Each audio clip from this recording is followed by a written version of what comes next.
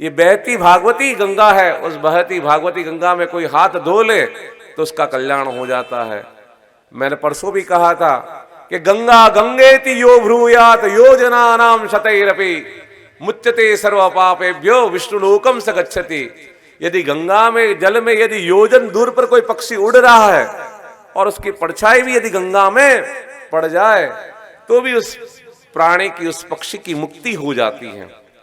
यदि हम गंगा का नाम लेकर यहां भी एक बार सोचते हैं तो हमारा मन भी पवित्र हो जाता है। यद जल स्पर्श मात्रेण ब्रह्मडंडा हतापि सगरात्वज दिव जग्मु केवलम देह भस्मी।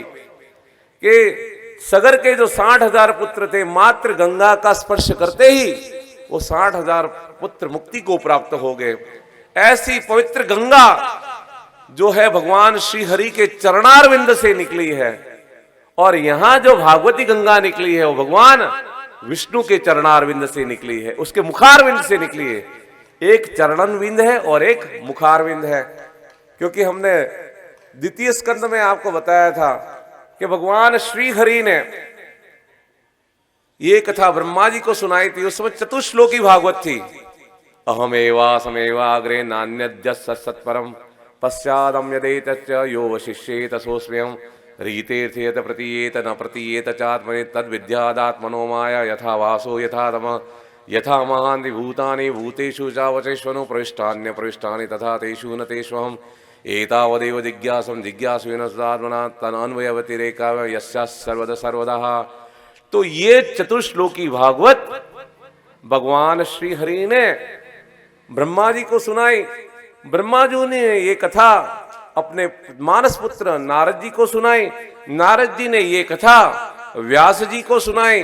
व्यास जी ने ये कथा अपने पुत्र सुखदेव को सिखाई। सुखदेव जी ने ये जो कथा जो परीक्षित महाराज को कह रहे थे उस समय सुत जी ने सुनी, और सुत जी ने शौनकादि ऋषियों को सुनाई।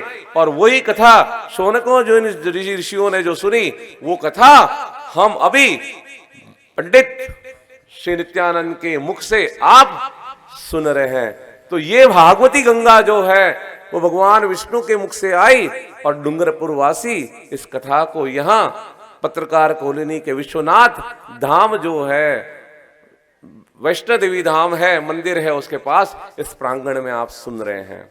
तो ऐसी दिव्य कथा बार बार ऐसे प्रयोजन होते नहीं है। और आप सब सौभाग्यशाली कहूं तो कम नहीं होगा। एक पुत्री की शादी करवाते थे पहले 5 साल पहले, उतना ही खर्चा इधर लगता है न। आजकल तो पुत्रियों की शादी के 25 लाख 30 लाख और भी और मानो चले जाए, लेकिन 5 साल 7 साल पहले जैसे शादी होती थी, जो खर्चा एक पुत्री का शादी करने में होता उतना ही खर्चा इस कथा के लिए होता है।